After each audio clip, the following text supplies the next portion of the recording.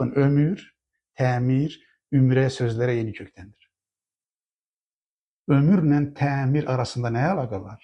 Əgər ömrünüzü təmirə həsr edirsinizsə, yəni sınmış qəlbləri təmir edirsinizsə, şirkə bulanmış qəlbləri təmir edirsinizsə, çökmüş, çürümüş ağılları təmizləyirsinizsə, insanları cəhalətdən, qəflətdən, pislikdən, içkidən, narkotikdən, qumardan, yalandan, rüşvətdən təmizləyirsinizsə, təmir edirsiniz insanları. İnsanları doğru seçmeye, doğrunu seçmeye yöneldirsinizsə, iradəsini təmir edirsiniz. İnsanların qəlbinə iman yerləşməsi üçün yardımcı olursunuzsa, o insanın çürümüş qəlbini təmir edirsiniz. İnsanları şirkdən təmizləyirsinizsə, ömrünüzün haqqını verib təmir edirsiniz onları.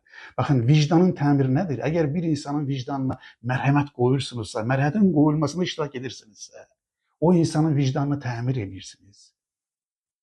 İnsanları barışdırırsınızsa, barışa çağırırsınızsa, mərhəmətə çağırırsınızsa, sevgiyə çağırırsınızsa, qardaşlığa çağırırsınızsa, o insanları təmir edirsiniz. Baxın, ömür təmir. Ömrünüz təmirə mi həsr olunur, yoxsa xaraba qoymağa mı?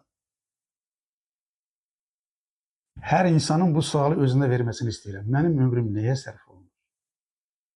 Ev yıxmağa mı, böhtana mı, yalana mı, dedikoduya mı, harama mı, rüşvətə mi, yoxsa gözəl insanlar, elmə mi, təhsilə mi sərf olunur? Xeyrə mi sərf olunur? Gözəl insanlar. Ömrünüz təmirə sərf olunursa Allah ona ömür deyir. Baxın, ümrə sözü də yeni kökdəndir.